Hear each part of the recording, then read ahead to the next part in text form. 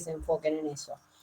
Pero bueno, lamentablemente la designación de los teóricos es así, después un poquito más adelante con los feriados y eso se va juntando y eso, bueno.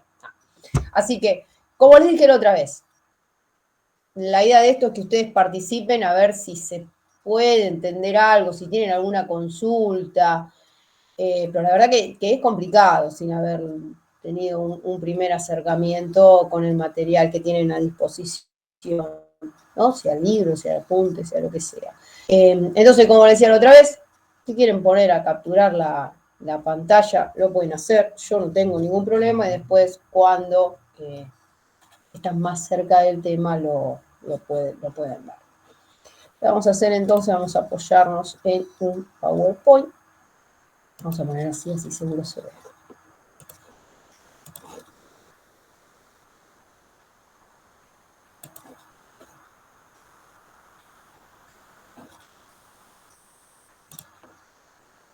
Bien. Vamos a apuntar acá. Y por las dudas me voy a preparar el puntero láser.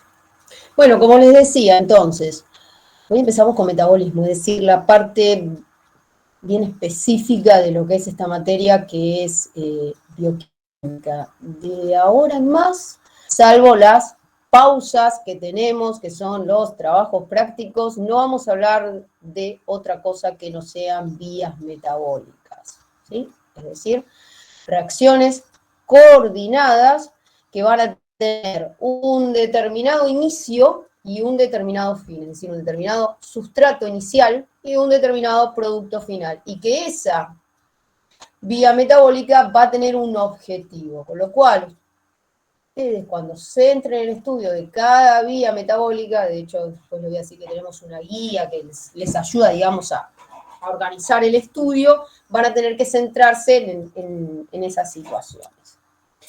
Metabolismo ya saben ustedes lo que es una de las características de los seres vivos, ¿sí? Implica entonces el conjunto de reacciones bioquímicas, de hecho tengo la definición de Leninger, que es, como les decía, implica una serie de reacciones bioquímicas, como les contaba el otro día cuando vimos enzimas catalizadas enzimáticamente, no hay manera de que tengamos, hay una sola que yo me acuerdo, que es justo de la glucólisis, y que no la tenemos en las reacciones que tenemos de glucólisis, bueno, no importa, que siempre están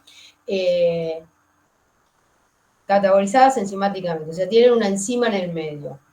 Y que, fíjense lo que dice esta definición, nosotros necesitamos obtener energía.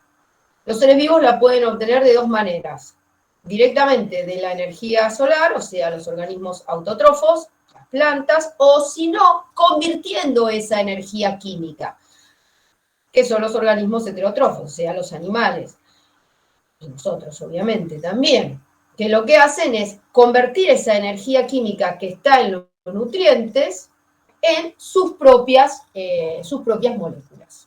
Nosotros vamos a ver entonces todas esas series de transformaciones. El metabolismo, entonces, como ven, esta parte, la segunda parte de definición del metabolismo, tiene dos características principales, es decir, por un lado, yo degrado moléculas muy organizadas, los polímeros, los que son los nutrientes, y por otro lado, con esa energía, sintetizo moléculas. Eso también ya lo vieron cuando tuvieron biología en el CBC, cómo se divide el metabolismo en reacciones que son catabólicas, es decir, de degradación, y en reacciones que son anabólicas, es decir, de síntesis. Y fíjense que acá también entra en juego dos términos que ya los vimos para bioenergética, el tema de endergónico y el tema de exergónico. Entonces, vamos a tratar de situarnos y de entender cuál sería la lógica de estas vías metabólicas, porque nosotros, cada vez que veamos una vía metabólica, vamos a encuadrarla dentro de uno o de otro tipo. Reacciones catabólicas. Las reacciones catabólicas son las que van a tomar o lo que el animal ingiera de la dieta, o lo que tenga guardado, o si es una planta, los fotones de la luz solar. los va a degradar, los va a romper para obtener energía. Por eso se dice que las vías metabólicas, las vías catabólicas son exergónicas. No solo va a haber rupturas, o sea, cuando uno piensa en ruptura dice, bueno, yo tengo una molécula grande, un polímero, y lo voy a romper, ¿sí?, por hidrólisis. Ya vamos a ver cómo son esas reacciones.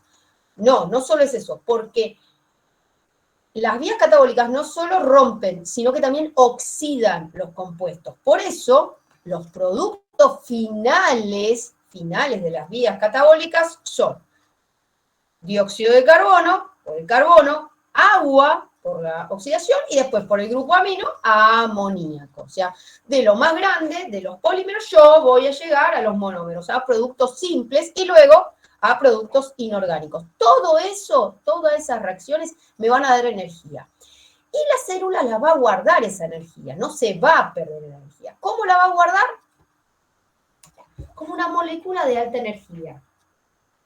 El ATP, habíamos visto, y lo vieron ustedes cuando vieron bioenergética, es la molécula de alta energía como más importante dentro del organismo. ¿Por qué? Porque puede reaccionar tanto con compuestos que tienen un valor de transferencia al grupo fosfato, o sea, son más energéticos, por así decirlo, con compuestos que son menos energéticos. Acá está en el medio. Entonces, por eso la célula, bueno, guarda energía en forma de ATP. Pero también, como son reacciones de óxido-reducción, les había contado que las reacciones catabólicas son las que oxidan los compuestos, si algo se oxida, algo se reduce, ¿qué es lo que voy a estar reduciendo justamente? Las coenzimas. Cuando vimos enzimas, habíamos visto que hay un tipo de enzimas, ciertas enzimas necesitan otras sustancias que no son proteínas para poder realizar las reacciones. Bueno, esas son las coenzimas. En las reacciones de óxido-reducción participan ciertas coenzimas, son nucleótidos, en este caso tenemos dos ejemplos de nucleótidos, el nicotamín adenín dinucleótido, fosfato o no, que es el que participa en estas reacciones de óxido-reducción. Tenemos otro nucleótido que también participa, acá no está porque se da en menor cantidad. Pero la idea entonces, que por las reacciones catabólicas, la célula que va a obtener energía. ¿Cómo la va a guardar esa energía? En forma de una molécula de alta energía, ATP. También va a obtener coenzimas reducidas. También va a obtener estas coenzimas que también pueden llegar a convertirse directamente en energía o si no, participar ellas como coenzimas reducidas en las reacciones de síntesis. Y luego, esos compuestos que eran altamente organizados, con polímeros en general, los va a degradar en productos simples. ¿Qué es lo que va a pasar? Toda esa energía que guarde la célula, o sea, el animal comió, ¿sí? El animal comió, degradó sus compuestos, obtiene energía, va a realizar cualquier proceso que necesite, por ejemplo, determinado ejercicio, si quiere, determinado moverse, pero puede ser que le sobre esa energía, ¿sí? Entonces, ¿qué es lo que va a hacer? La va a reservar esa energía. O también va a utilizar esa energía para construir moléculas que tengan cierta funcionalidad, como por ejemplo proteínas. ¿Cómo va a construir esas moléculas? Con la parte del metabolismo que es el anabolismo, o sea, el que sintetiza compuestos.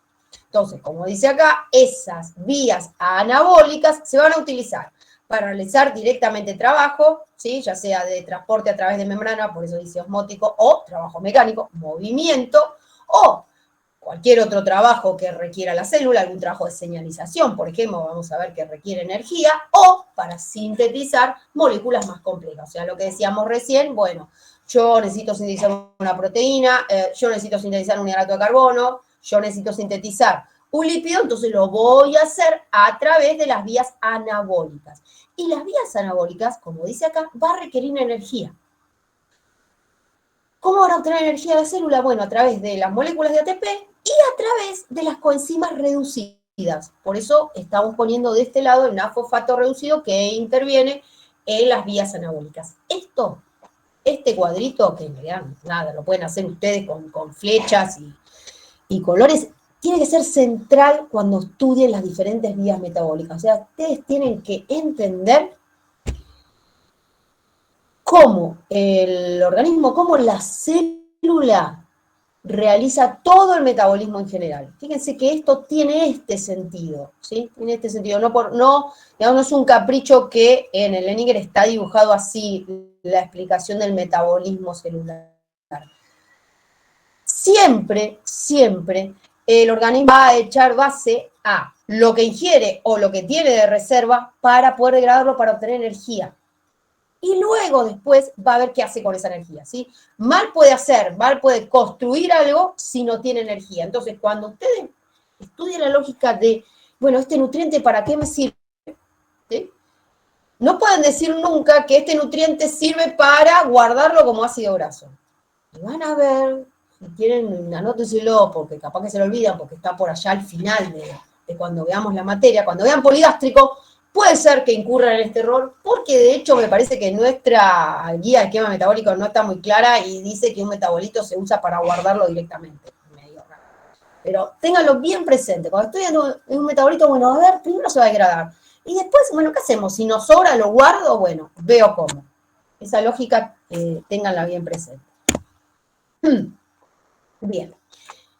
De esta definición general del metabolismo, vamos a empezar por el metabolismo de los hidratos de carbono. Acá entonces es fundamental que se acuerden o que retomen los conceptos de química orgánica sobre la definición, sobre cómo están constituidos cada uno de los diferentes grupos de los hidratos de carbono, ¿sí? Porque vamos a trabajar sobre eso. Entonces, si yo no me acuerdo si el glucógeno es un polímero o no, y mal puedo ver las reacciones que los metabolizan. Entonces es importante que bueno, vayan a rescatar, aunque sea esos conceptos, porque si no es como que no van a entender las reacciones. Nosotros cuando veamos metabolismo, vamos a tratar de explicar todo esto que está marcado acá. El metabolismo de las proteínas, de los hidratos de carbono, que es lo que pensamos a ver hoy, de los ácidos nucleicos y de los lípidos. De los isoprenoides, poquito, solo vemos una vía metabólica, así que por suerte es solo una de esas. Pero la idea entonces que ustedes puedan entender todas estas vías, como está puesta acá, por ejemplo, esta es la de los hidratos de carbono. ¿Sí? Polisacáridos, glucosa, cómo se oxida, después qué es lo que le pasa, cómo se reserva, pero fíjense que este esquema se lo puse simplemente para que vean, y encima no es tan complejo, sino que está hecho bastante simple, para que vean cuán complejo es el metabolismo, o sea, cuántas interrelaciones hay en el metabolismo. Bueno, la idea, cuando terminemos de cursar esta materia, la idea es que ustedes puedan, por sí solos, hacer estas relaciones. El chato era el que dijo buenas noches.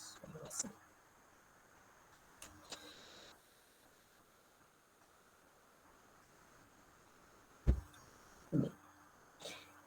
¿Para qué les puse este cuadro? Para que empiecen a pensar cómo se manejan los animales. Esto es específicamente aplicable a animales monogástricos, o sea, a perro, gato, cerdo. Fíjense que está tomado de un libro de humanos, así que es aplicable también a nosotros, porque los poligástricos van a tener metabolismo diferente. Entonces, para que vean qué es lo que ocurre cuando un animal come y después en los periodos interingesta, porque nosotros vamos a dejarnos un poquito aparte, porque somos capaces de estar comiendo todo el tiempo, pero normalmente los animales tienen un periodo, bueno, los gatos también. Mis gatos, por ejemplo, están comiendo todo el tiempo.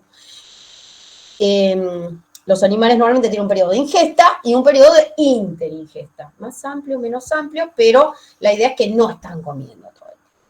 Entonces, este gráfico es cómo se usa la glucosa en función de las horas que transcurren, ¿sí? En función del tiempo. En un primer momento, la glucosa, o sea, el nutriente, el hidrato de carbono que está usando el animal, es exógeno, o sea, proviene de la dieta. Lo que decíamos antes, bueno, ¿para qué está comiendo ese animal? Y fíjense que este periodo puede durar como mucho 4 horas, pero fíjense que ya por la mitad del periodo, o sea, estamos acá, por acá más o menos, ya estamos hablando de casi un 50% de la glucosa ingerida. O sea que en un par de horas el nivel de glucemia como que se normaliza. Y ya vamos a ver cómo se llama esa situación, qué valores tiene, ¿sí? Pero para un primer momento, para que ustedes tengan una idea. Después, progresando esa etapa en donde el animal no está comiendo, lo que hace es echar mano a sus reservas, ¿sí? Echar mano al glucógeno, que es la reserva, el polímero que guarda glucosa, y luego empieza a construirla a partir de otros compuestos, es decir, hace esta vía que se llama gluconeogénesis. La idea entonces con este cuadro, que ya les digo, es a modo introductorio porque lo vamos a ver mucho más adelante con todo detalle, es que ustedes entiendan que hay un primer periodo donde hay una degradación y lo primero que vamos a ver nosotros, la primera vía metabólica, la que vamos a ver hoy, es la que degrada glucosa.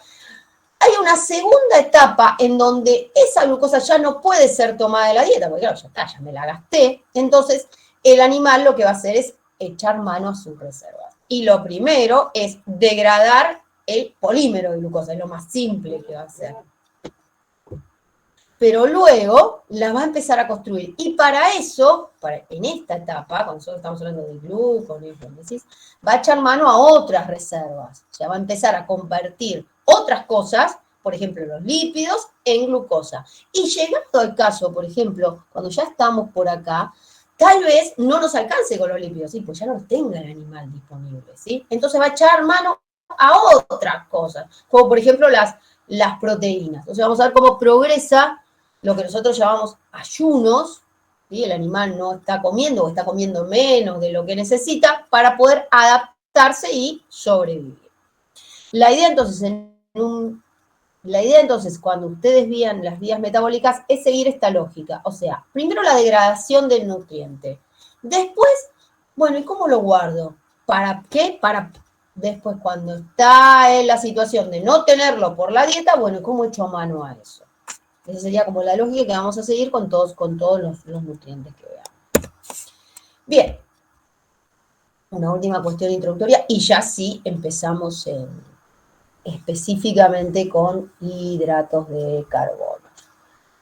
Dijimos que el metabolismo es el conjunto de reacciones bioquímicas que se encuentran reguladas enzimáticamente y ocurren dentro de una célula. Entonces, el metabolismo es intracelular. Puede ser catabolismo o anabolismo, o sea, de degradación o de síntesis de compuestos. Y acá escribí por la mitad, se ve que me quedó tapado por la figura. ¿Se acuerdan de las clases de enzimas que habíamos visto, de las 7 clases? Bueno, las 7 clases de enzimas están involucradas en las reacciones metabólicas. Por el otro lado, tenemos la parte de digestión, que no es metabolismo, es diferente, por más que involucre biomoléculas. La digestión siempre es extracelular, es solo de degradación, rompe compuestos, y hay un solo tipo de enzimas intervenientes que son las hidrolasas, las que rompían enlaces covalentes por agregado de agua.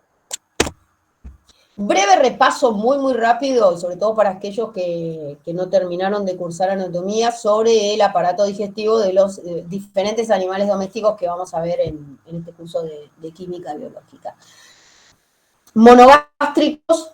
Esto puede ser un perrito, pero puede ser tranquilamente un gato o un cerdo, en donde el aparato digestivo, boca, no nos vamos a detener mucho en la boca porque, salvo algunas diferencias, son todas iguales. Si no tenemos tantas enzimas digestivas, cuando las tengan se las vamos a decir. Bueno, esófago. El hígado va a ser súper importante en el metabolismo, no en la digestión, ¿sí? Porque para seguir el esófago seguimos por el estómago, donde tenemos enzimas digestivas de un tipo, que ataca especialmente un tipo de nutriente, los hidratos de carbono no, así que el estómago lo vamos a saltear. Y por otro lado vamos a tener la absorción de los nutrientes en la primera parte del intestino delgado, en el duodeno, donde vamos a hablar mucho de las enzimas digestivas que provienen del páncreas y cómo se realiza la absorción intestinal. Básicamente tenemos eso. En cambio, si tenemos, cuando veamos poligástricos, vamos a ver que el aparato digestivo, nos vamos a centrar específicamente en esta parte, ¿sí? En los que se denominan preestómagos, porque después vamos a tener el abomazo que está puesto acá, que es el estómago verdadero, y después el intestino delgado, que vendría a ser similarmente a lo que ocurre en los monogástricos, pero vamos a ver que hay muchos procesos que ocurren acá, en los preestómagos, y que van a incidir en el metabolismo en general. Y por último, en cuanto a las aves, tampoco vemos mucho. En cuanto al metabolismo diferencial, podemos decir que en el intestino delgado y posteriormente al intestino delgado ocurren procesos digestivos y metabólicos y que también ocurren en la parte anterior del aparato digestivo, pero por suerte no vemos mucho de las aves. No, por suerte no. Después se verá, nosotros lo tenemos como animales exóticos, bien, a las aves no lo son, pero bueno.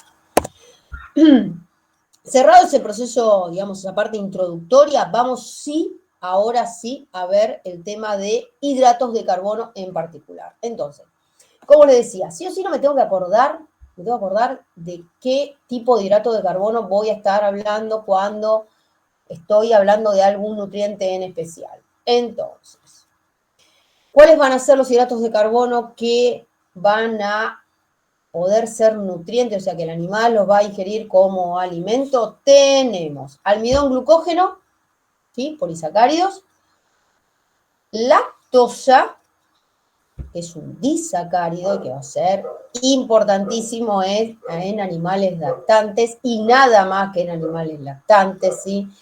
Nosotros los humanos somos los únicos que consumimos leche fuera de la etapa de cachorro, los demás animales no, así que tratemos de no dar leche a los animales porque no tiene las enzimas digestivas, esta no está, entonces podemos causar un problema. Y luego sacarosa, ¿sí? También un disacárido, que es el azúcar común, en donde la vamos a tener presente en cualquier cosa que tenga, sea dulce.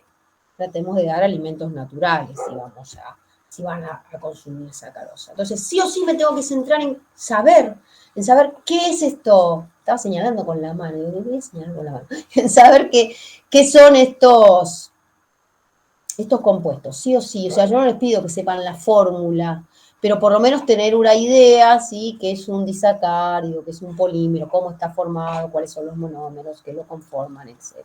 ¿Por qué?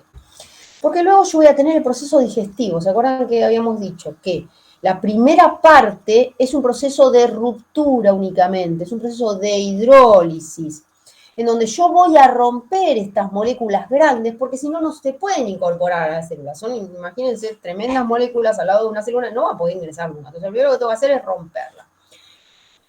El almidón y el glucógeno, que son polímeros, se rompen por esta enzima, la amilasa pancreática, viene del páncreas, se sintetiza de manera inactiva, o sea que tiene un tipo de regulación, ¿sí? Vayan a ver, cuando el tema de enzimas van a ver el tipo de regulación por simógenos, va a atacar a estos compuestos y lo va a romper, rompiendo las uniones alfa 1,4.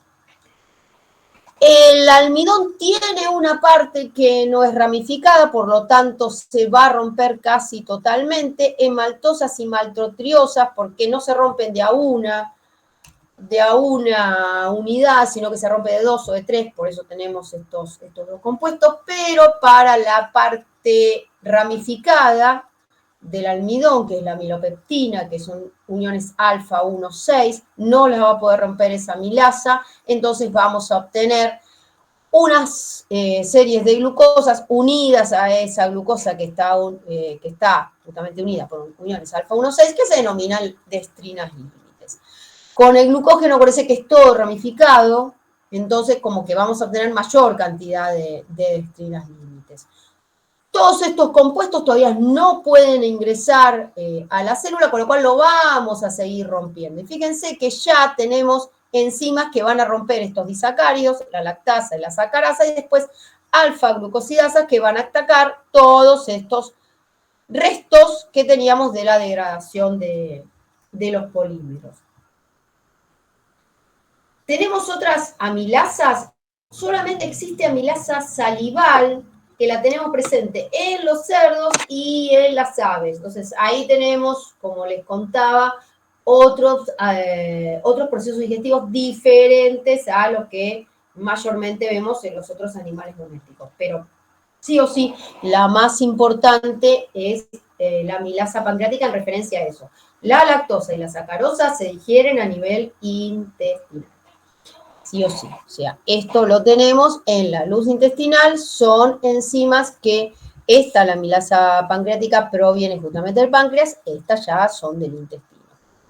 Finalmente, vamos a obtener los monómeros. Entonces, por eso tenemos que saber cómo están constituidos estos compuestos, porque si no, no vamos a saber de dónde salen estos hidratos de carbono, estos monosacáridos. Mayormente vamos a obtener glucosa. ¿Por qué? Porque vamos a estar degradando un polímero de glucosas. Entonces, por eso van a ver que después, profe, puedo repetir lo de las amilopectinas. Esperá que termino esta idea y ahora repito lo de la amilopectina. Porque aparte tiene que ver con el proceso digestivo. Nosotros vamos a continuar con el metabolismo, a ver que vamos a hablar de la vía metabólica que es la glucólisis. Y si bien se pueden incorporar los otros hidratos de carbono, vamos a ver que nos vamos a centrar en la glucosa. Después cuando veamos regulación del metabolismo de hidratos de carbono y dale con la glucosa y dale con la concentración de glucosa en sangre, voy a decir, pero no existen otros monosacáridos, sí existen, pero el tema está que el que se obtiene en mayor cantidad en un animal adulto es la glucosa. Entonces por eso seguimos centrados en ese monómero. ¿Qué es lo que pasa? Por eso de las amilopectinas. La glucosa se va a obtener como degradación, como decíamos, de estos polímeros. Estos dos polímeros, ¿sí?, están formados por glucosas. Muchas, muchísimas, miles. Unidas por uniones alfa 1,4. ¿Sí?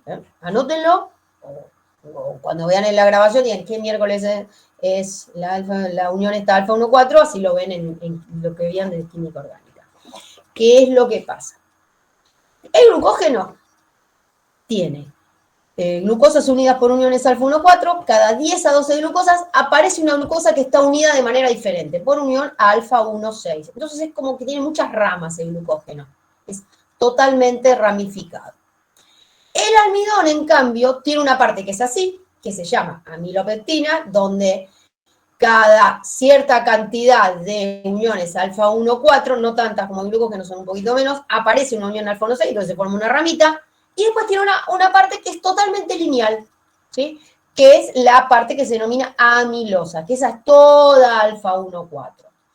Todo eso es atacado por la alfa-amilasa, almidón y glucógeno. La alfa-amilasa rompe solo uniones alfa 1,4. Por eso queda este tema, queda esos compuestos que llaman, que son oligosacáridos, que son la glucosa unida por la unión alfa 1,6 y algunas otras glucosas unidas a esa por alfa 1,4, porque por una cuestión de física no puede ingresar la molécula del polisacárido al sitio activo de la enzima. Entonces, por eso se llaman dextrinalizados, son oligosacáridos. En definitiva, como decía, yo voy a tener un montón de glucosa lista para ingresar al organismo. Fructosa voy a tener, pero bastante poco, porque pensemos que es medio raro que un animal monogástrico esté consumiendo grandes cantidades de sacarosa, ¿sí? Entonces, por eso es como que tiene un transportador por difusión pasiva, no hay mucho lío con la glucosa, y después, si el animal es lactante, entonces sí va a consumir iguales cantidades de glucosa y galactosa, porque la lactosa es un disacárido. Entonces, en ese caso, yo voy a estar obteniendo lo mismo de los dos, en ese único caso. Entonces, por eso van a ver como que el transporte, que es la segunda parte que vemos, que es la segunda parte que vemos del metabolismo, es el mismo para la galactosa y la glucosa, mientras que la fructosa tiene uno aparte. Por esa situación, está adaptado a, bueno, el animal lactante está consumiendo glucosa y galactosa, el animal adulto está consumiendo más que nada glucosa. Vamos a ver cómo sería el transporte.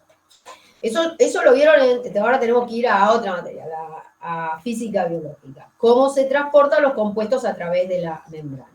Básicamente hay dos tipos de transporte, transporte pasivo y transporte activo. que va a depender del tipo de biomolécula que va a atravesar la membrana lipídica, porque hay moléculas que son liposolubles y con lo cual el único tipo de transporte que hay es el transporte pasivo, ¿sí? En cambio, los compuestos que son hidrosolubles o lipofólicos, o sea, que no van a atravesar la membrana lipídica, pueden tener los dos tipos de transporte, el pasivo y el activo. Pasivo es sin gasto de energía, ¿sí? Activo es con gasto de energía. Los dos se dan a través de proteínas, ¿sí? Porque no pueden atravesar directamente la membrana lipídica, tienen que ser a través de un compuesto que sea polar. La fructosa va a ingresar por un tipo de transporte pasivo, o sea que solo va a ingresar por diferencia de concentraciones. Mientras haya más fructosa acá que acá, va a ingresar. Yo veo un 6 acá, dice 6, ¿no? ¿O qué? No sé, bueno, no es 6, es 5. No sé por qué está puesto 6 o yo veo 6. Estos transportadores, que son los que ingresan la glucosa, o vamos a poner así, las hexosas a las células, son los que se denominan GLUT.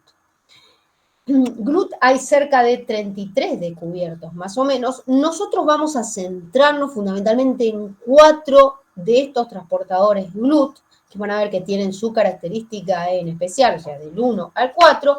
Para la fructosa tenemos otro GLUT, ¿sí? Que es específico de fructosa, que es el encargado de ingresar esa fructosa, que es el GLUT5. Yo juro que veo un 6 acá.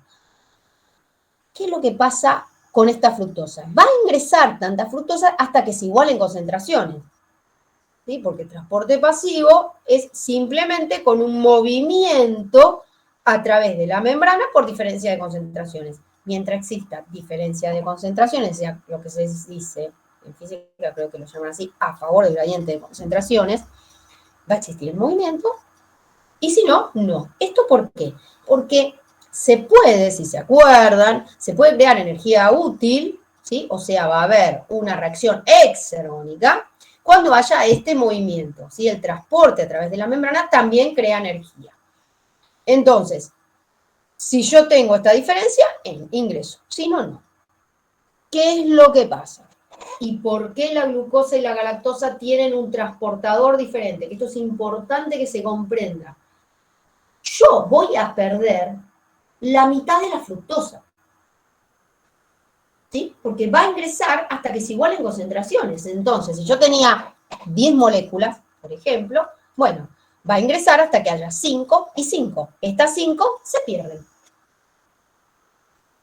Habíamos dicho que es medio raro que un animal monogástrico esté consumiendo mucha sacarosa. Entonces, como que no le importa, comillas, perder esa mitad de fructosa. Listo, no me importa, ya está, es muy raro, pero ¿cuándo perder? 5 moléculas, listo, muy raro, no me importa, listo, ya está, la pierdo. Pero ¿qué pasa con la glucosa? La glucosa habíamos dicho que si consume un hidrato de carbono iba a ser un montón, va a ser todo lo que consuma. Y si es un lactante, va a ser la mitad glucosa y la mitad galactosa. Entonces, pongámonos en el caso de un lactante, ¿sí? A ver, que creo que se va a ver más fácil. El lactante solo está consumiendo leche, es su única fuente, digamos, de alimento. Entonces, va a consumir, por ejemplo, 10 moléculas de lactosa. Se van a convertir en 10 de galactosa y 10 de glucosa. ¿Se puede dar el lujo de perder 5? Y no, la verdad que no, porque me estoy perdiendo la mitad del alimento, o sea, tendría que consumir el doble de alimento para poder nutrirse, y no. Entonces, el organismo encontró otro mecanismo para ingresar estos nutrientes y para asegurarse de que toda la glucosa, toda la galactosa que esté en la luz intestinal, o sea, todo el alimento que ingirió el animal, ingrese al organismo, ¿sí? Ese mecanismo es este que está puesto acá. Es un mecanismo de cotransporte. Este transportador, el SGLT1, vamos a ver este solo, hay un montón, vamos a ver este solo, lo que hace es ingresar el monosacárido, la exosa, ya sea glucosa o galactosa, junto con el sodio. O sea, es lo que se denomina sin porter. Voy a poner acá cómo se escribe. Sin porter. Así se escribe.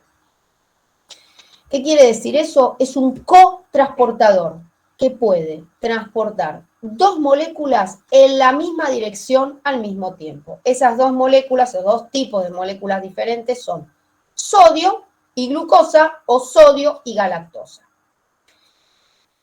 O sea, así como que se enganchan, como es un coche que tiene dos lugares. Bueno, ingresa el sodio, dale, voy yo, galactosa. Y entro también a la célula. ¿Qué es lo que ocurre? Y esto es importantísimo que ustedes lo entiendan. El sodio siempre tiende a ingresar a la célula. ¿Por qué? Porque siempre hay mayor cantidad afuera que adentro. ¿Por qué? Porque existe esta otra cosa, este otro transportador que ustedes lo vieron en física y no se lo acuerdan, lo van a tener que repasar, que es la bomba de sodio y potasio. La bomba de sodio y potasio es un transportador activo que se encuentra en casi todas las células, que se encarga de regular el equilibrio osmótico de las células, es decir, el equilibrio de iones y por ende el equilibrio, la cantidad de agua que tienen las células. ¿Qué es lo que hace esta bomba? Saca sodio e ingresa potasio. ¿Por qué al sacar sodio debe ingresar potasio? Justamente para equilibrar las cargas, si no quedaría con más cargas negativas de las que tiene que ingresar. O sea, eso hace un intercambio de cationes. El tema está que siempre está sacando sodio, con lo cual, el sodio siempre va a tender a ingresar a la célula intestinal, porque siempre va a haber más acá que acá. Como es una bomba, y esto lo hace la salida del sodio en contra del gradiente de concentraciones, ¿sí? Porque dijimos que siempre hay más afuera, entonces esto se va a hacer con gasto de energía. Por eso está esta molécula de ATP. Este es un proceso energéticamente acoplado. Si se acuerdan, en bioenergética lo habíamos nombrado, el tema del proceso energéticamente acoplado. Se rompe esta molécula de ATP y se convierte en ADP, o sea, con 2 fósforos en vez de con 3, y esa energía se aprovecha para sacar el sodio. ¿Qué es lo que pasa entonces? Como el sodio siempre ingresa, la galactosa o la glucosa siempre ingresan, porque siempre va a haber lugar para ingresar, independientemente de si hay o no diferencia de concentraciones. Con lo cual, volviendo a nuestra cuenta de hace un ratito, si se obtuvieron 10 moléculas de galactosa y 10 moléculas de glucosa, las 10 van a estar acá adentro. Se van a aprovechar todas. Este tipo de transporte, que se denomina cotransporte con sodio, es un transporte activo secundario. ¿Por qué? ¿Porque hay gasto de energía? Sí, hay gasto de energía. Acá, en la bomba de sodio y potasio. Secundario porque el ingreso de glucosa o de galactosa no gasta energía, porque esto es a favor de concentraciones del sodio, no de la galactosa y la glucosa. ¿Sí? Importantísimo que lo recuerden, o sea, importantísimo que lo tengan presente. De esta manera, el animal se asegura de aprovechar todo lo que comió. Genial, es genial este mecanismo. Tengo acá adentro el hidrato de carbono, dentro de la célula intestinal. Lo va a metabolizar en la vía metabólica que vemos dentro de 5 minutos, en la glucólisis. ¿Para qué? Para obtener energía, por ejemplo, para hacer esto, para activar la bomba de sodio y potasio. El resto lo va a exportar esta célula intestinal. ¿Cómo lo va a exportar? Por difusión pasiva, por un transportador específico que se denomina GLUT2. Este transportador me sirve para exportar cualquier exosa, ¿sí? No es específico de glucosa. Y recuerden que es el único de estos GLUT que vamos a nombrar que tiene esta capacidad, la posibilidad de sacar las exosas de las células. Los otros GLUT ingresan solamente glucosa y este ingresa fructosa. Entonces, ¿hasta ahora qué vimos? Hasta ahora vimos El proceso digestivo, acuérdense que para los hidratos de carbono es principalmente en esta parte, en la primera parte de la luz intestinal, en el duodeno, y el proceso de absorción de nutrientes. Esto es extracelular, esto es en la membrana, y ahora nos vamos a centrar, bueno, ¿y qué pasa adentro de la célula? O sea, todavía no empezamos con la vía metabólica. Antes de eso, esto es otra vez como un adelanto, porque lo vamos a ver bien cuando veamos las otras vías metabólicas y cuando veamos regulación, lo que les decía de los transportadores de glucosa. Recuerden, son un montón, nosotros vemos estos 5. ¿Ves que acá estén puestos bien? El GLUT5. No sé. Ustedes después véanlo en la guía que tenemos, porque ese esquema es de la guía de esquemas metabólicos, así que vean si dice 6, no está bien, dice es 5. El GLUT5, fructosa, no tiene nada que ver con glucosa, o sea, solo ingresa fructosa. El GLUT2 ya medio como que lo nombramos, es el único que puede exportar la glucosa, pero también se encuentran en otros tipos de células, como dice acá, en el hígado y en las células beta del páncreas. El GLUT1 y el GLUT3 son de todos los tejidos y lo que hacen es captar glucosa cuando está en concentraciones basales, o sea, cuando está en los periodos donde el animal no está comiendo. Y el GLUT4 se encuentra específicamente en el músculo y en el tejido adiposo, y lo que hacen es captar la glucosa después de que el animal comió. ¿Por qué? Porque estos dos tejidos son donde se guardan el exceso de glucosa, ¿sí? Yo voy a poder guardar el exceso de glucosa como glucógeno en el músculo y como después de una serie de vías metabólicas que ya vamos a ver como grasa. Entonces, por eso se encuentran específicamente en estos tejidos.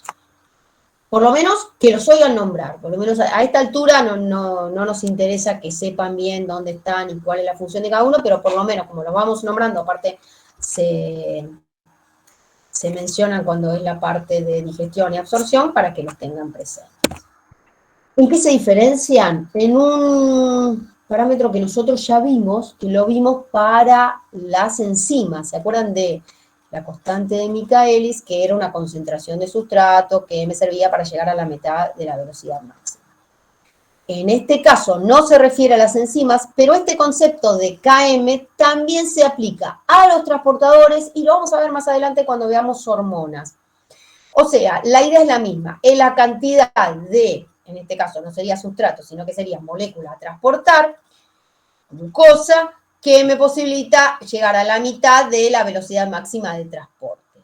Lo que a ustedes les tiene que quedar en claro de este concepto es que el Km se relaciona inversamente con la afinidad. Entonces, cuando nosotros tengamos un mayor Km, es porque tenemos menor afinidad por la glucosa. Entonces, fíjense que el GLUT2 es el que tiene mayor Km, el que tiene menor afinidad por la glucosa. Se entiende entonces por qué estos son los que están en aquellos órganos que se relacionan directamente con la glucosa que ingresa de la dieta, mientras que estos dos, el 1 y el 3, que yo les dije, están captando la glucosa basal, tienen mucho menor KM, o sea que tienen mucha afinidad por la glucosa, ¿sí? Ténganlo presente, esto lo vamos a aplicar de ahora, un montón. Y para terminar con esta primera parte, antes de entrar a la vía metabólica en sí, fíjense, esto de nuevo es de humanos, pero para los monogástricos es bastante parecido, sobre todo a los caninos. El canino tiene valores de glucemia un poquito diferentes. Esta es la curva de tolerancia a la glucosa, es decir, yo hago una medición en ayunas y luego de la ingesta de una solución glucosada, o sea, una determinada cantidad de glucosa alta, mido la concentración de glucosa en sangre a determinados tiempos. Fíjense qué es lo que pasa. tenemos determinada concentración, la concentración normal, que seguramente ustedes cuando se hicieron algún análisis de sangre, lo primero que vieron está dentro de los valores normales. Entonces, si el animal no está comiendo, la concentración es normal, ya se lo tienen que ir aprendiendo, ¿sí? Ya se lo tienen que ir aprendiendo. En un ayuno la concentración es normal. Está tirando a baja, sí está tirando a baja, ya vamos a ver los valores y todo eso, pero nunca puede dejar de ser normal porque si no el animal está en una situación que no es fisiológica. Aumenta rápidamente, ¿sí? Fíjense que a la media hora ya la tenemos casi un 50% más y luego enseguida empieza a declinar para volver a valores normales. 1 hora, 2 horas más o menos ya deberíamos estar volviendo a valores normales, ¿sí? Entonces, en un ayuno, si yo me saco sangre y tengo 8 horas de ayunos, jamás voy a poder tener la glucemia, que sería la concentración de glucosa en sangre, más baja del normal. Jamás. En el caso de un animal diabético, o una persona diabética, como es en este gráfico, ocurre ya que de por sí va a tener la glucemia elevada un poquito en condiciones de ayuno, vamos a consumir esa solución glucosada y ya no va a poder volver a los valores normales, ¿sí? O sea, eso es el signo que yo cuando hago este análisis complementario que me dice este animal es diabético, porque no puede restablecer los valores normales, siempre está por encima de los valores de glucemia, normales de glucemia. Bien. Esta es la primera vía metabólica que nosotros vamos a ver. Implica una serie de 10 reacciones donde se oxida a la glucosa. O sea, yo de una molécula de glucosa voy a romper oxidando esta molécula y obtener 2 moléculas de piruvato. Voy a salir de acá. No, debería por salir. Ahí estamos. Voy a dejar de presentar. Quise hacerlo dentro de la presentación y no me dejó. Y vamos a presentar un video. Una pestaña. ¿Qué es esto? Compartir audio. No, está, vamos a ver. Ahí vamos. Debería verse.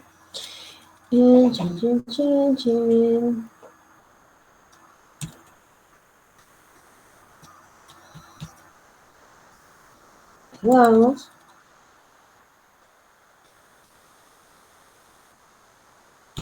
Este es un sitio que tiene lindas animaciones para toda la parte de bioquímica. Les voy a mostrar unas cuantas en esta serie de teóricos porque me gustan mucho. Bueno, la idea es entonces una animación de la vía metabólica que vamos a ver. ¿Qué es lo que está representado acá para que no nos perdamos? Este sería el citosol, que es donde ocurre la glucólisis. Todas las reacciones de la glucólisis son en el citosol de la célula, con lo cual cualquier tipo celular la puede realizar, ¿sí? Sea la eucariota, como en este caso, como la procariota, y luego está representada aquí adentro una partecita de la mitocondria, porque vamos a ver que el metabolito final de la glucólisis, que es se va a aprovechar para seguir obteniendo energía en las células eucariotas dentro de la mitocondria. Acá está puesto las 2 membranas que tiene la mitocondria, ¿sí? Esto lo van a tener que ir a buscar a biología, en donde cómo estaba formada esta organela, que tiene una membrana externa, que es bastante permeable, mientras que tiene una membrana interna, que está toda plegada en forma de crestas, que es impermeable a casi todas las cosas y solo pueden ser atravesadas mediante transportadores. Nosotros vamos a ver ahora esta primera parte, la glucólisis, empezando por acá. We know that cells harvest energy from food. They do this.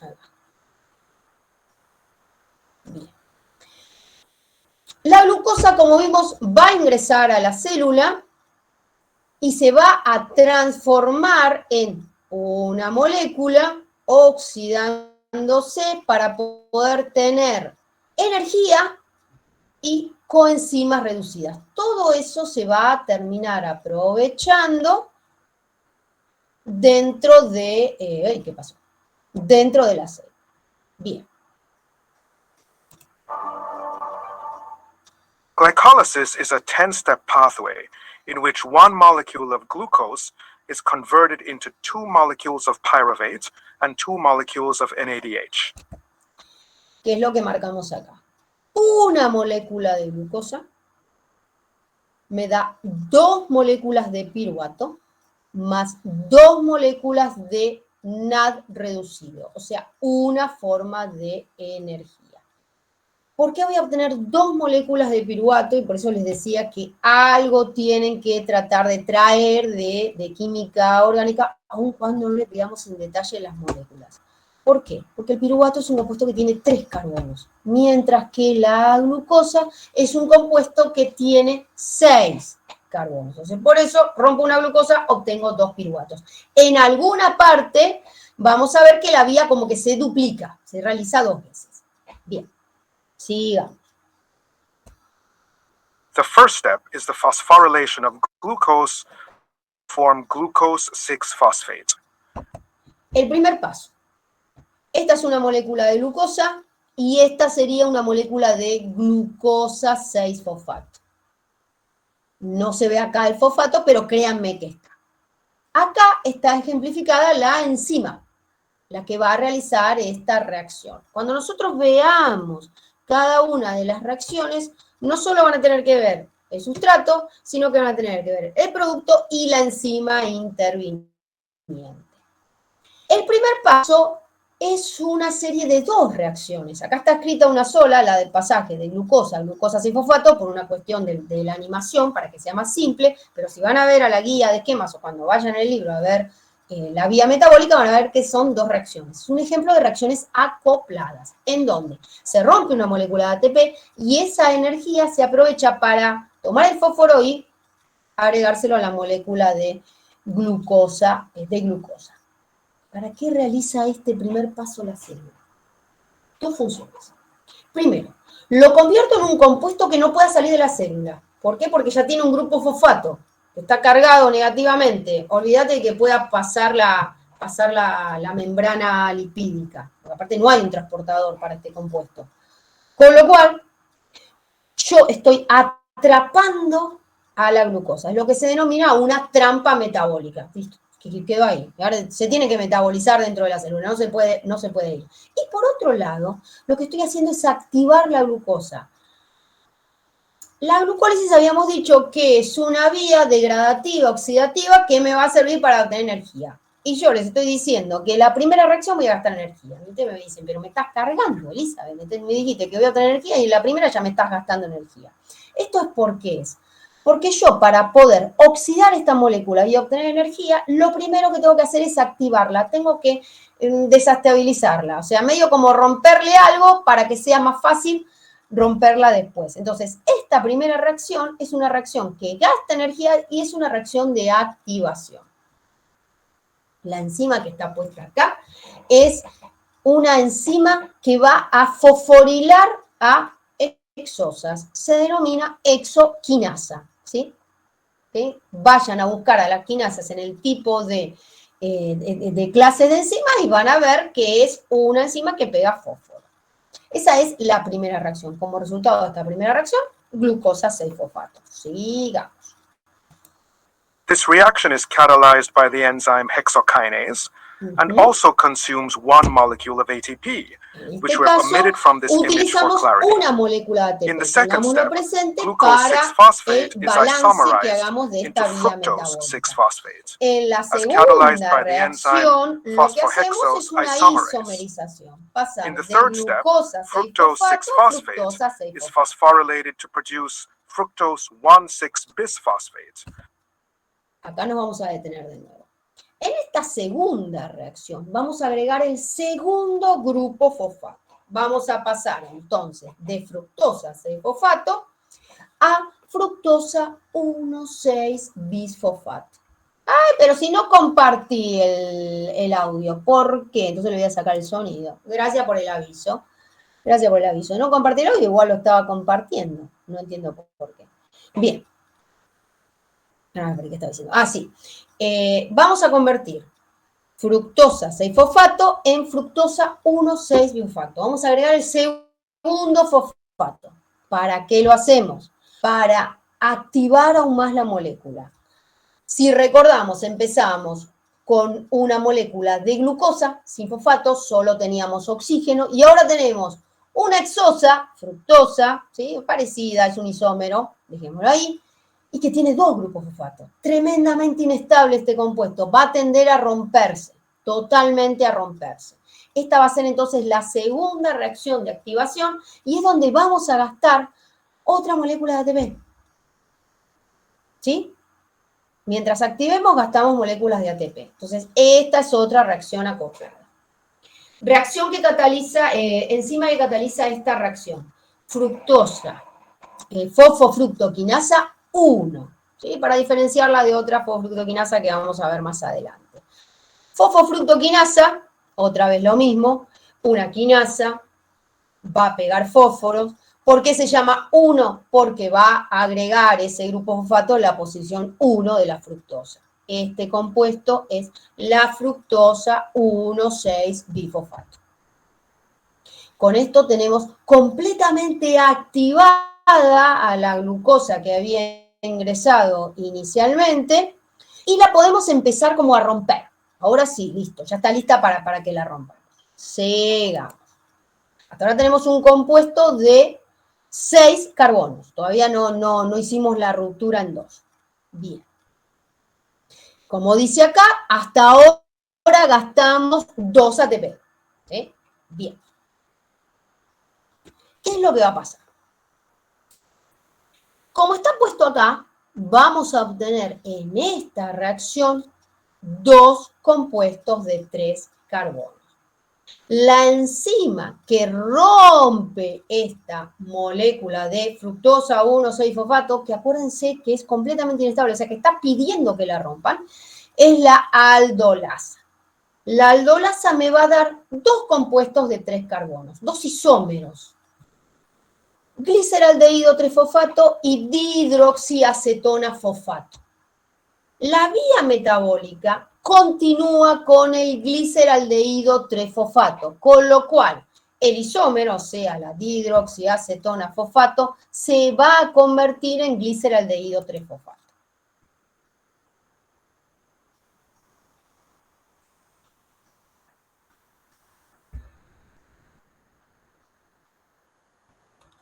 Sigue produciendo. Perfecto. Bien. Como les decía, entonces, de ahora en más, la vía metabólica va a ocurrir 2 veces, porque vamos a seguir el mismo camino para estas 2 moléculas. Entonces, ojo con eso que viene a continuación. Todo lo que pase a continuación va a pasar duplicado por cada molécula de glucosa. Como está marcado acá, entonces, ¿ven? Esa molécula de hidroxiacetona fosfato se convierte en gliceraldehído 3-fosfato y el gliceraldehído 3-fosfato va a convertirse en un compuesto de alta energía, el 1,3-difosfoglicerato. Vamos a detenernos acá porque esto es importante lo que ocurre a continuación. Habíamos nombrado los compuestos de alta energía. Los compuestos de alta energía eran aquellos compuestos que son capaces de transferir la energía de sus enlaces a una molécula de alta energía. O sea, son tan inestables, ¿sí? Habíamos dicho que la fructosa 1,6-fosfato era inestable. Bueno, este es aún más, porque imagínense, es un compuesto de 3 carbonos y que tiene 2 grupos fosfatos, pero sí, le encanta romperse. Le pide, por favor, que solo se rompa. Va a tender a romperse y va a generar tanta energía que vamos a poder construir una molécula de ATP a partir de este compuesto. Esta es la primera fosforilación a nivel del sustrato que ocurre en la glucólisis. De 1,3-bifosfoglicerato, que es este compuesto, a el 3-fosfoglicerato. Esta enzima lo que va a ser capaz es de construir una molécula de ATP como está puesto acá. Aparte de la molécula de ATP, vamos a poder construir una molécula de NAD reducido, que es lo que decíamos antes, que también tiene la posibilidad de poder convertirse en energía. Por ahora, no la estamos convirtiendo en energía, la dejamos ahí como una coenzima reducida. Por ahora estamos obteniendo únicamente el ATP. El 1,3-difosfoliserato se convierte, como decíamos, en 3-fosfoliserato. Acuérdense, esa es una fosforilación a nivel del sustrato, lo que me posibilita, voy a detenerlo un segundo porque si no, no se va a entender, la obtención de una molécula de ATP. Pero ustedes me dirán, pero acá en el video me dice 2, y de hecho se obtienen 2. ¿Por qué? Porque acuérdense que esa cuenta la estoy haciendo porque a partir de este punto yo dupliqué esta vía metabólica, o sea, la estoy haciendo 2 veces. Entonces, estos 2 ATP son a partir de la molécula de glucosa, no son de esta reacción. ¿Sí? Esta reacción es solo uno, porque es una única fosforilación en el sustrato, pero como estoy contando a partir de molécula de glucosa, entonces por eso son 2 ATP. El 3-fosfoliserato va a realizar una isomerización, se va a convertir en 2-fosfoliserato por una isomerasa, ¿sí? Luego ese 2-fosfoliserato se va a convertir en una molécula de alta energía, el fosfoenol piruvato, y por último, ese fosfoenol piruvato, que también es un compuesto de alta energía, se va a convertir en piruvato. En este punto también vamos a obtener una fosforilación a nivel de sustrato que me va a producir una molécula de ATP. Como decía ahí, esas moléculas de ATP en realidad son 2, porque son 2 por cada molécula de glucosa. En resumen, entonces, a partir de la degradación de una molécula de glucosa, yo voy a estar gastando 2 moléculas de ATP para activarlas. Sin embargo, por toda la ruptura y la oxidación de esa glucosa, yo voy a estar obteniendo 4 moléculas de ATP. El balance global de la glucólisis es de 2 ATP por molécula de glucosa. También se obtienen, como habíamos dicho, en esa oxidación, 2 moléculas de NAD reducido. Por ahora lo vamos a dejar así.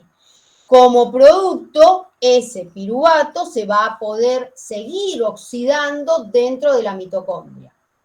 Y vamos a dejar de compartir. Y ese NAD reducido se va a poder seguir oxidando dentro de la mitocondria. Pero para eso vamos a necesitar 2 cosas. Por un lado, tener mitocondrias y por otro lado, tener presencia de oxígeno, porque la mitocondria solo funciona cuando tenemos disponible oxígeno. Entonces, por ahora, de glucólisis neta, nosotros vamos a tener únicamente las 2 moléculas de ATP. Esto es lo mismo que vimos, nada más que la guía de esquemas metabólicos que nosotros tenemos, y en cualquier libro que ustedes lo vean, lo van a poder encontrar. ¿Sí? A los fines del estudio, la glucólisis se suele dividir en 2 o 3 etapas. En una etapa preparativa, donde yo activo los compuestos, y luego la segunda etapa, que es la etapa de obtención de energía, en una primera etapa donde ocurre la oxidación y la obtención del primer ATP, y en una segunda etapa donde ocurre la segunda obtención del ATP. Fíjense que acá esta reacción ocurre muy rápidamente, y de hecho la actividad de enolasa es casi nula, que podemos decir que esta reacción es espontánea y por eso en general no se pone dentro de las reacciones de la glucólisis. ¿Cómo podemos hacer como más simple el estudio de una vía metabólica? Porque imagínense, esta es una vía, nosotros vamos a ver unas cuantas vías. La cátedra tiene preparada este material de estudio, que es justamente una guía, ¿sí? Una serie de cuadros, una serie de preguntas que me permiten organizar el estudio. dentro de esa guía de cómo estudiar una guía metabólica, tengo estos cuadros para completar, en donde lo que me permite es, según la vía metabólica, cómo se clasifica, qué tipo de vía es, si es lineal, si es ramificada, si es cíclica, cuál es su sustrato inicial, cuál es el producto final, cuál es el objetivo, en dónde se produce esa vía metabólica, qué tejidos la producen, y esto es lo que vamos a ver ahora, cómo se regula la vía. Cuando nosotros vimos actividad de las enzimas, vimos que no solo aceleraban la velocidad de las reacciones, sino que habían determinadas enzimas que lo que producen es la regulación de una reacción y por ende de toda una vía metabólica. Esas enzimas son las enzimas reguladoras. Son regulables porque presentan algún tipo de regulación, habíamos visto que hay 5, y son reguladoras porque regulan la velocidad de toda la vía metabólica. Entonces, cuando nosotros estudiemos una vía metabólica, posiblemente no nos centremos en este caso, por ejemplo, son 10 reacciones, en las 10 reacciones, sino en aquellas en donde tengo los pasos de regulación.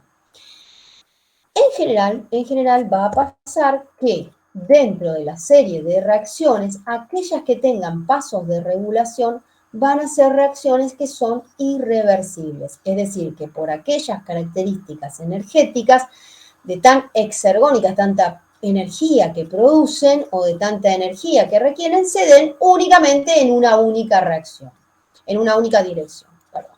Para el caso de la glucólisis, esto es lo mismo de antes, nada más que con las fórmulas y encima no con las fórmulas lineales, sino con las fórmulas en la conformación, ¿sí? En la forma cíclica, en donde están marcadas, recuadradas, las enzimas reguladoras. La glucólisis tiene 3 pasos de regulación. En los 2 primeros pasos de activación son pasos también regulables, y luego tenemos un último paso en donde también existe la regulación, que es en la reacción de la piruvato-quinasa. ¿Por qué está marcado esto con recuadro? Esta sí, esta no es reguladora. Vaya uno a saber por qué está marcado con recuadro. Las enzimas reguladoras son 3. Exoquinasa, fosfofructoquinasa y piruvato-quinasa. Si van a ver la guía de esquema metabólico, si esto sigue marcado con recuadro, bórrenlo. No se usa por esto. Bien. ¿Dónde ocurre la glucólisis y en qué tipo de celulares o en qué tipo biológico ocurre? Habíamos dicho que ocurre en el citosol. Todos los tipos celulares tienen citosol, todos los tipos celulares tienen citosol. Los procariotas, o sea que la glucólisis va a ocurrir en las bacterias. ¿Para qué realiza glucólisis una bacteria? También otra cosa que como que se lo tienen que grabar para el futuro, para obtener energía. Nada más que para eso, para obtener energía. Después veremos para qué utiliza la energía una bacteria, pero el objetivo de la glucólisis en una bacteria es ese, no es obtener el producto final. Lo van a poder realizar también los protozoarios. Los protozoarios son células eucariotas más evolucionadas que las bacterias, pero también lo van a poder realizar. Lo van a poder realizar las células de los organismos pertenecientes al reino fungi, o sea, los hongos, ya sean unicelulares o pluricelulares. Los vegetales también realizan glucólisis porque la energía que se obtiene de la fotosíntesis solo es en una parte de las plantas, ¿sí? Que son las hojas verdes, las que tienen el pigmento clorofila. El resto de las partes de las plantas obtienen energía a partir de la glucólisis y luego por la etapa oxidativa dentro de la mitocondria, y también los animales domésticos como este gato que la pasa muy bien, sobre todo ahora que empezó el frío, que ya está buscando pidiéndole que le prenda la estufa. Por eso se dice que la glucólisis es una vía universal. Todos los organismos de todos los reinos, de los 5 reinos, la utilizan. Y su objetivo es obtener energía. También la utilizamos para realizar investigaciones dentro de nuestra cátedra de química biológica, como les había contado cuando me presenté. Nosotros utilizamos como modelo celular las gametas, así que en este caso, tanto en los ovocitos como en el espermatozoide, vemos cómo realizan glucólisis y sus determinadas características. Bien. ¿Cuándo es? 9:30. Bien, no es tan tarde. Dijimos que, y dale, mirá, acá sigue marcado en recuadro. ¿Me puedes explicar por qué está recuadrado esto? No lo sé. Vamos a ver entonces la regulación de esta vía. Hexoquinasa, el paso de glucosa a glucosa 6-fosfato está regulado. El paso de fructosa 6-fosfato a fructosa 1,6-fosfato está regulado por estas dos enzimas. La hexoquinasa es una enzima que presenta regulación a nivel de inducción enzimática y a nivel de isoenzima. En algunos libros encontrarán que está regulada por su producto. No está muy claro que sea una enzima alostérica, ¿sí? Porque si se ve por la cinética, no tiene tanto una cinética alostérica. Pero en algunos libros encontrarán que hay una regulación alostérica, y si ustedes nos dicen que es un modulador negativo la glucosa 6-fosfato o es un inhibidor, nosotros lo vamos a poner como bien. La fosfofructoquinasa, si quieren cuando vayan a ver la guía de esquemas metabólicos, agréguenle el 1, si no está puesto, es la enzima reguladora principal de la glucólisis, es la que regula toda la vía, toda la velocidad de la vía. Es una enzima, esta sí es alostérica, y acuérdense que las enzimas alostéricas tenían la característica de que ante mínimas variaciones del sustrato hay un aumento muy pronunciado de la velocidad. Entonces, como regula la velocidad y encima esta es la reacción que ocurre más lentamente, entonces por eso es la enzima más importante de todas las tres que son reguladoras de la glucólisis. Y aquí, para nombrarlo, está puesto aparte el cofactor que necesita esta enzima. Todas las enzimas donde participe la molécula de ATP van a necesitar como cofactor el magnesio, este metal. O sea que cuando nosotros le preguntemos que nos digan cómo está conformada esta enzima, no solo nos tiene que decir el nombre de la enzima, su regulación, sino también si tiene cofactores, cuál es su cofactor. Y la otra enzima reguladora es esta de aquí abajo, la que convierte en fosfonol piruvato en piruvato, que es la enzima piruvatoquinasa. También es una enzima alostérica y que en el hígado únicamente, presenta también regulación por modificación covalente. O sea que, vieron que nosotros cuando habíamos hablado de los 5 tipos de regulación, ¿sí? Hay enzimas que pueden tener más de un tipo de regulación al mismo tiempo. O sea, si es alostérica, no quiere decir que no tenga otro tipo de regulación. Es más, a veces pasa que generalmente tiene más de un tipo de regulación. Estas 3 enzimas, entonces, son los puntos de control, los puntos regulables. Hexoquinasa, fosfofructoquinasa 1, la más importante, y la piruvatoquinasa. Entonces, nosotros le vamos a pedir las enzimas reguladoras y le vamos a decir, bueno, ¿y cómo se regula esta vía metabólica? O sea, ¿qué es lo que tiene que pasar dentro de la célula para que esté activa o no? Y la regulación, si bien en muchos momentos ustedes van a tener como estudiárselo como de memoria, y sobre todo en esta primera parte de la materia donde vemos las vías metabólicas así aisladas, célula por célula, tejido por tejido, van a ver que tiene como lógica de acuerdo a la función que tiene esta vía, de acuerdo al objetivo que tiene esta vía. Y nosotros habíamos dicho que el objetivo de esta vía es obtener energía. Para eso le sirve. Y van a ver que cuando veamos ahora en 2 segundos la regulación, va a tener mucho que ver su regulación con eso, con su objetivo. Entonces, nosotros vamos a querer que esta vía esté activa cuando la célula no tiene energía, y que cuando ya la célula tiene energía, no inactivemos y guardemos este exceso de glucosa en glucógeno, en lípidos, o sea, ¿se entiende? O sea, ¿para qué no tendría sentido que la célula siguiera degradando la glucosa si ya tiene energía? Bueno, esa es la idea de la regulación. Y van a ver que para todas las vías metabólicas pasa eso, o sea, tiene mucha lógica la regulación. Fosfofructoquinasa 1. Cataliza esta reacción. Fructosa 6 fosfatos más una molécula de ATP me da fructosa 1, 6 fosfatos más una molécula de ADP. Esto está escrito en una única reacción. En otros lados van a ver que pueden escribirse por separado, porque acuérdense que eran dos reacciones acopladas. Es una enzima alostérica. Está marcado acá. Con verde, los efectores positivos, es decir, aquellas sustancias que, unidas a la enzima, van a favorecer su actividad. Y con rojo, espero que nadie sea daltónico, si no me lo dice, porque no se saben, pero el profesor Cética es daltónico, entonces cuando uno habla de rojo y verde, uno habla un rato y salta él diciendo, no, pero yo soy daltónico y no veo los colores. Uy, me lo había dicho antes, Pablo. No, bueno. Entonces, si no decimos triangulitos, que está en verde, es positivo, cruz, que está en rojo, es negativo.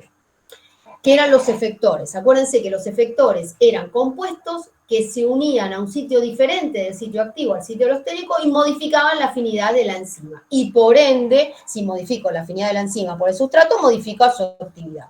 Los positivos hacen que la enzima esté más activa, los negativos hacen que la enzima esté menos activa. Cuando yo les decía, pensemos en la regulación de manera lógica, los que están en la parte superior sí son lógicos. O sea, yo los puedo como saber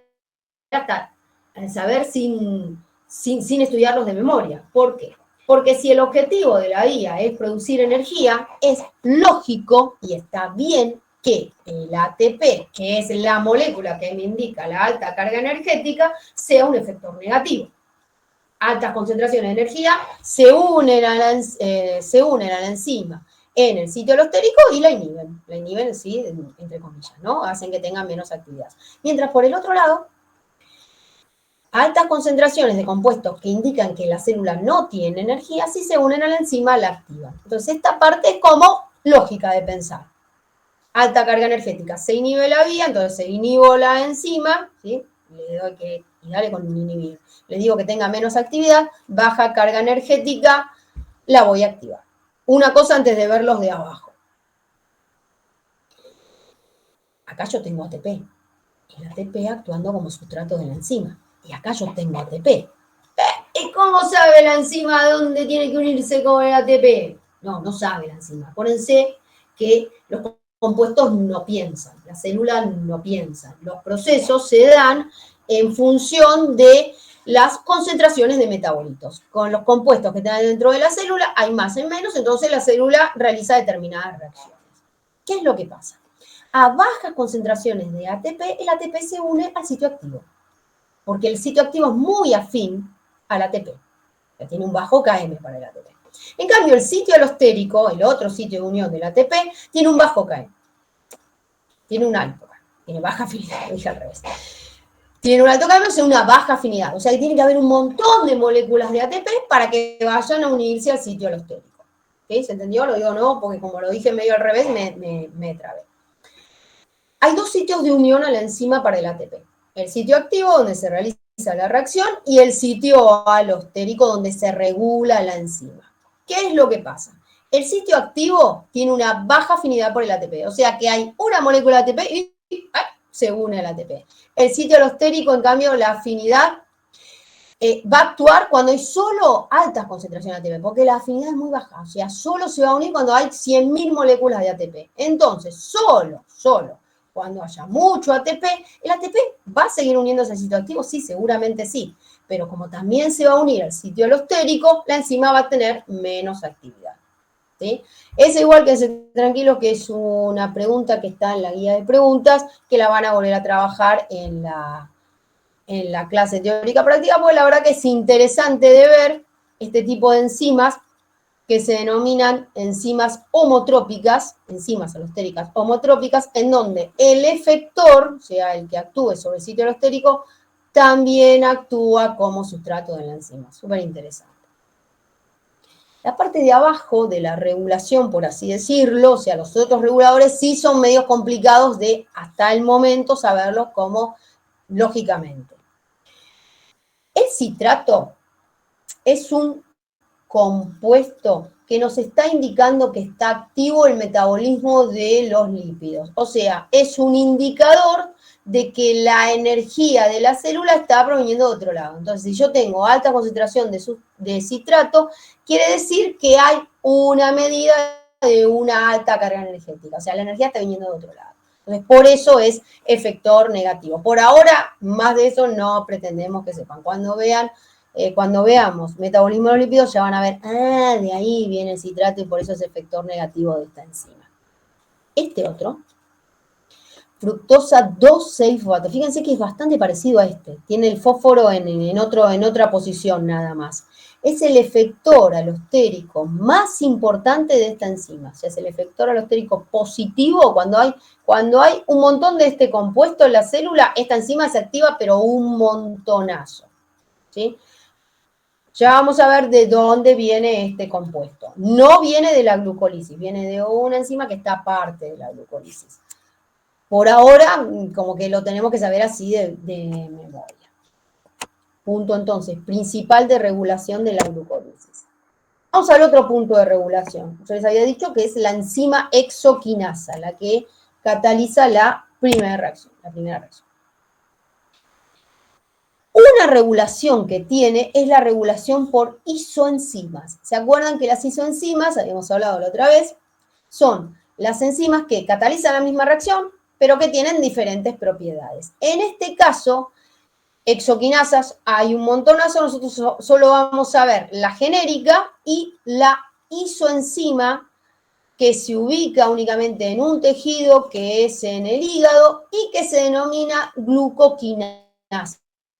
Es una exoquinasa, es la exoquinasa número 4, pero tiene este nombre en particular. O sea que acá tenemos la regulación. Glucoquinasa para el hígado, exoquinasa para el resto de los tejidos. Fíjense las diferentes propiedades que tienen estas isoenzimas. De hecho, este cuadro se los había mostrado cuando vimos ejemplos de isoenzimas. Fíjense, tienen diferencias en cuanto a la capacidad de unión a la glucosa. La glucoquinasa presenta un alto Km para la glucosa, o sea que tiene una baja afinidad para la glucosa. Solo actúa con altas concentraciones de glucosa. La exoquinasa no, con bajas concentraciones actúa sin ningún problema. No es regulada por la glucosa 6-fosfato. ¿Se acuerdan que en el esquema aparecía la glucosa 6-fosfato como un inhibidor? Bueno, no inhibe a todas las exoquinasas. La glucoquinasa no es inhibida por glucosa 6-fosfato. Y también la glucoquinasa presenta regulación por inducción enzimática. O sea que en este caso tenemos 3 regulaciones si queremos ponerlos en este nivel, a nivel de esta reacción. Isoenzimas, exoquinasa, glucoquinasa, regulación por el producto, inhibición por el producto, para la glucoquinasa no, para la exoquinasa sí, e inducción enzimática, aumento de la concentración de esta enzima para la glucoquinasa sí, para la exoquinasa no. En definitiva, la exoquinasa, la única regulación que tiene es la inhibición por su producto, es la única regulación que tiene. Y fíjense que la distribución en los tejidos es completamente diferente. En todos los tejidos vamos a tener esta regulación por esta enzima, la exoquinasa, mientras que esta enzima, la glucoquinasa, va a estar en el hígado y en las células beta del páncreas, ¿sí? Que son los dos tejidos, los dos únicos tejidos que reciben una muy alta concentración de glucosa, ¿sí? Por eso entonces tenemos la actividad de esta enzima. Porque al recibir tanta glucosa, nosotros vamos a necesitar metabolizarla toda. Por eso necesitamos una enzima que no se inhiba por su producto. Segundo punto de regulación. Y el tercero y último es esta reacción, la última de la glucólisis, que es la que va de fosfonolpiruvato a piruvato. Este compuesto es un compuesto de alta energía. Nuevamente lo mismo. Es un compuesto de 3 carbonos, ¿sí? De 3 carbonos que tiene un carboxilo y tiene un fosfato. Fíjense, todos estos oxígenos juntos. No se quieren entre ellos, no se quieren. Se va a romper esta molécula. Por eso esto es un compuesto de alta energía. Esa energía se aprovecha para, en una reacción acoplada, unir al adenosindifosfato un fósforo para producir ATP. Acuérdense que esta es la segunda fosforilación a nivel del sustrato. Fosforilación a nivel del sustrato es, yo tengo energía para sintetizar ATP de otro compuesto, de un compuesto de alta energía. Esta enzima, la piruvatoquinasa, estos son sus cofactores, fíjense cómo está interviniendo el ATP, en este caso como producto va a necesitar magnesio, también necesita potasio, y como les decía, es una enzima alostérica. Acá no tengo flechita y crucecita, así que está en color, nada más. En verde el positivo, la fructosa 1,6-fosfato, y en rojo los efectores negativos. ATP, acetilcoenzima A y el aminoácido alanina. A ver si se pueden más o menos razonar estos efectores. La fructosa 1,6-fosfato es un intermediario, si se acuerdan hace un minuto, es el producto de la fosfructoquinasa 1, o sea, es un compuesto intermediario que se produce en la glucólisis. ¿Qué quiere decir que sea efector positivo de esta enzima? Quiere decir que se está oxidando mucha glucosa, que la velocidad de la segunda parte de la glucólisis, la que obtiene energía, es muy corta. Por eso, si se acumula fructosa 1,6-fosfato, actúa sobre esta enzima y acelera toda esta última parte de las reacciones.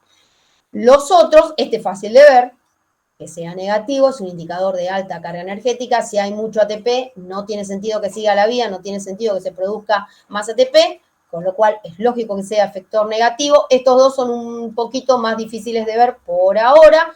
Piénsenlo como que si hay mucha concentración de estos compuestos, también es indicativo de que hay alta carga energética. Este es intermediario de la degradación de los ácidos grasos y este es un aminoácido. O sea, la idea es la energía se está obteniendo de otro lado. Dejemos de oxidar glucosa.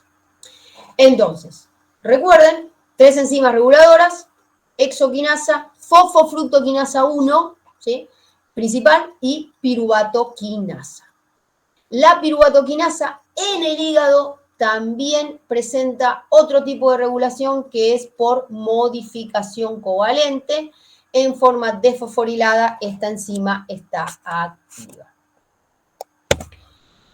Y para terminar con esta primera vía metabólica, vamos a ver cómo se sigue oxidando este compuesto en ausencia de oxígeno, o sea, solo interviniendo el citosol para terminar de oxidar este compuesto. Esto ocurre, como les decía, en ausencia de oxígeno en las células eucariotas, o si no, en las procariotas ocurre siempre, o si no, en aquellas células que no tienen mitocondrias, como son los glóbulos rojos, ocurre esta vía que vamos a ver a continuación.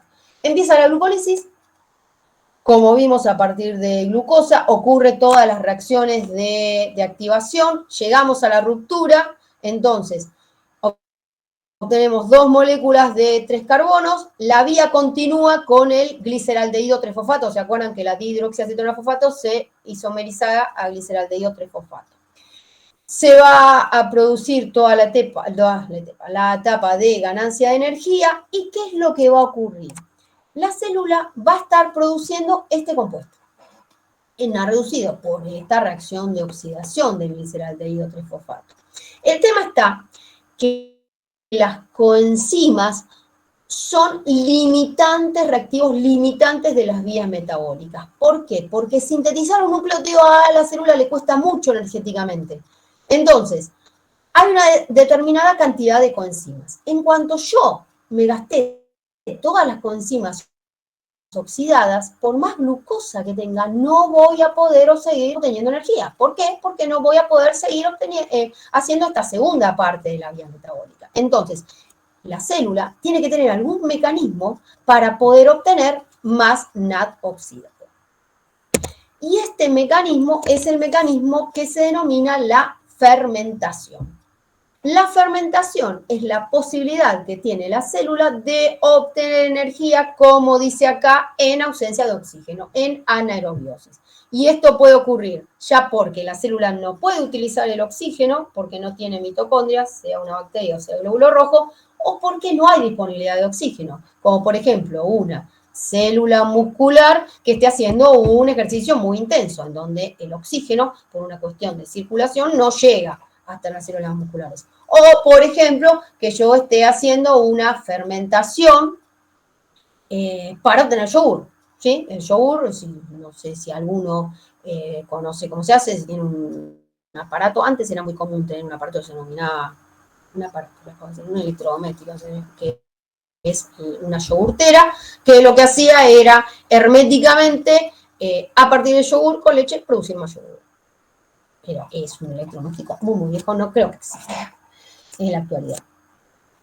De esta manera, entonces, las células pueden obtener energía por solo utilizar esta vía metabólica. ¿Y por qué? Porque el piruvato, que es el producto final de la glucólisis, ¿sí? Y en muchos libros lo van a encontrar así, continúa oxidándose parcialmente, en este caso a este producto final, que es el lactato.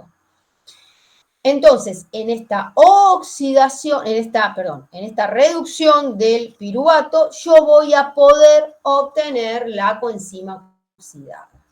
El piruvato, entonces ven, el grupo ceto, se me va el mouse, el grupo ceto se reduce a oxidrilo. Si algo se reduce a algo se oxida, en este caso se oxida la coenzima. El objetivo, entonces, de esta reacción, ¿sí?, que es la reacción que es parte de la fermentación, es obtener NAD oxidado. En muchos libros, y de hecho nosotros en nuestra guía de esquemas metabólicos, solemos decir que la fermentación es esta única reacción. Y entonces van a ver que van a trabajar el objetivo de las fermentaciones. En particular, a mí no me gusta hablar de la fermentación como una única reacción. La fermentación, en este caso, por ejemplo, la fermentación láctica, porque el producto final es el lactato, es una vía metabólica que comienza en glucosa y termina en lactato, con lo cual posibilita obtener energía en anaerobiosis. Tiene una reacción que es la que me posibilita obtener la coenzima oxidada, porque si yo me quedé sin este compuesto, dejé de hacer esta reacción, dejé de oxidar la glucosa para obtener energía. Entonces es importantísimo obtener coenzima oxidada, reoxidar la coenzima. Y es el objetivo de esta reacción en particular. En muchos casos, como les decían, lo van a ver como el objetivo de las fermentaciones. ¿Y por qué digo que las fermentaciones, para mi entender, en realidad es toda la vía metabólica? Porque las fermentaciones, dependiendo de estas reacciones, de esta enzima que esté involucrada, va a tener determinados diferentes productos finales. En este caso estamos viendo que es lactato. Pero las fermentaciones son muy importantes en la industria alimenticia, ¿sí? Desde Noé, en las épocas bíblicas, sabemos de los beneficios de la fermentación alcohólica. Mucha industria alimentaria no existiría si no existiría la fermentación alcohólica. Sin embargo, los microorganismos, que son levaduras, que fermentan la cebada o los azúcares de la uva en cerveza y vino, no lo hacen para obtener etanol, lo hacen para obtener energía en anaerobiosis, ¿sí? También es importante, vamos a tener un trabajo práctico de fermentación láctica para hacer yogur. También la vamos a ver cuando veamos animales poligástricos. Habíamos dicho al principio, es un rato largo, que los procesos digestivos nos vamos a centrar mucho en el rumen, que es un preestómago, y van a ver que el metabolismo de las bacterias realizan fermentaciones que producen compuestos que la vaca las aprovecha, pero las bacterias hacen las fermentaciones para obtener energía. Cuando hagan bases agrícolas van a ver que las fermentaciones son muy importantes para la conservación de forraje, ya lo van a ver cómo se aplica, así que también son importantes para las células vegetales. Ese producto final a la célula no le sirve, es producto desecho. ¿Para qué lo hizo? Para obtener energía. Y con eso, al final, voy a dejar de compartir, al final dije, yo esto no me voy a entusiasmar, así no es tan largo, y ustedes no se aburren y todo eso, y cada vez me extiendo más con esto, es genial. Lamentablemente, como decíamos, estamos muy lejos del tema, entonces es como que para mí poco se puede aprovechar. O sea, si yo les digo, ¿tienen dudas? Sí, la verdad que no van a tener ninguna, ¿sí? Así que, pero quédense tranquilos que cuando vayamos adelantándonos vamos a tratar de estar más cerca y por lo menos les van a surgir dudas. O sea, por ejemplo, en el próximo encuentro, el miércoles que viene, vamos a tener la segunda parte de hidratos de carbono, que es construir glucosa, entonces vamos a tocar muchos de estos temas. Tal vez a ustedes les van a surgir dudas de lo que hablamos hoy. ¿Sí? Bien, veo el chat, no hay nada, y los entiendo totalmente. Les queda el trabajo práctico de lipasa pancreática, ¿no? Que es la próxima clase, si no me acuerdo mal. Si tienen alguna duda de eso, por las dudas, y si no, ya... no, les queda la clase encima, si después el trabajo práctico de lipasa, ya que nada. Recuerden que la clase de enzimas tiene los problemas de aplicación, o sea que en la clase teórico-práctica van a trabajar sobre eso, no tanto sobre la parte teórica, que es lo que vimos la otra vez, que se va a aplicar, ya vimos ejemplos hoy de cómo se aplican toda la parte teórica, así que céntrense más que nada en eso. Y el trabajo práctico, determinación de la actividad, se va a aplicar también lo que se ve en los problemas de aplicación. Estoy viendo el campus. En cuanto a eso, hay esperen un segundo y ya terminamos, porque quiero que vean esto porque es muy bueno este material que está en el campus. Realmente lo recomiendo y mucho. ¿Se ve? Cargando. Va. Paciencia con el Meet.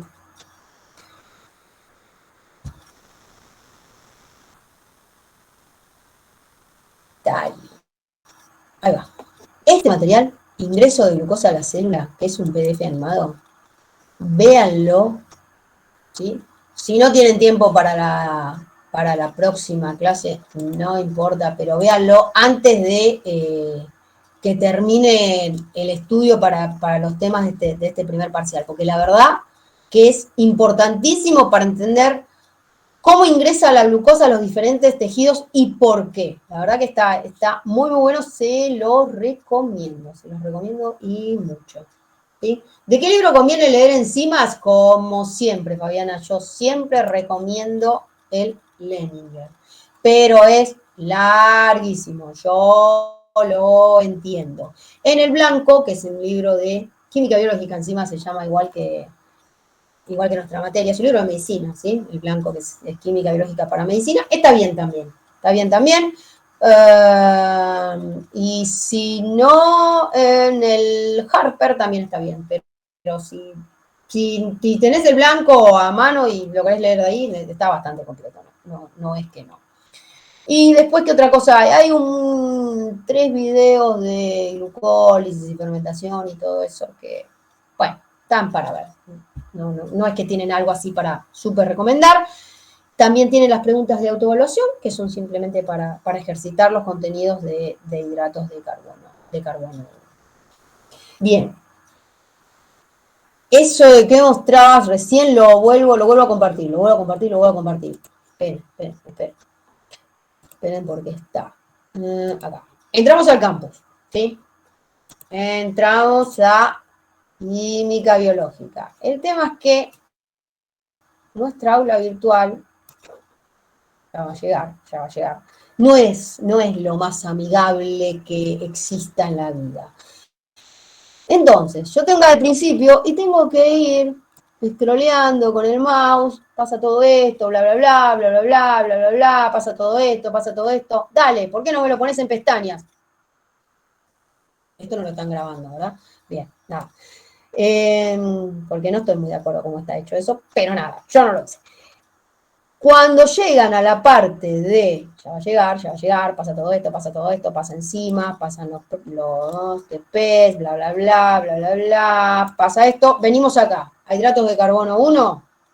En hidratos de carbono 1 tenés ese dibujito, que es la glucólisis, tenés los temas, tenés el temario, bla, bla, bla, temario de bibliografía, guía de estudio, que es la guía de esquemas metabólicos, un PowerPoint de digestión y metabolismo, está bueno, pero el que les decía es este de acá, de ingreso de glucosa a la célula. Cuando estemos por la clase 20, la vaca se va a tirar cagando todo tal cual, sí, totalmente. O te vas a aburrir y no vas a encontrar. No sé, no voy a opinar, porque si no me enojo. Ese está genial, absolutamente genial para entender lo que hablaba yo de los GLUT y de los KM para la glucosa, y tal vez ahora no tanto, pero cuando estemos en la segunda parte de la materia, que implica saber qué le pasa al animal cuando come y cuando no come, de dónde saca la energía y a dónde va la glucosa y por qué. Ustedes van a ver que nosotros los docentes de química biológica nunca pasamos de la edad del por qué. Tenemos 4 años, siempre les vamos a preguntar por qué. Y cuando ustedes nos respondan o digan por qué, les vamos a decir, ay, pero el por qué del por qué. Van a ver.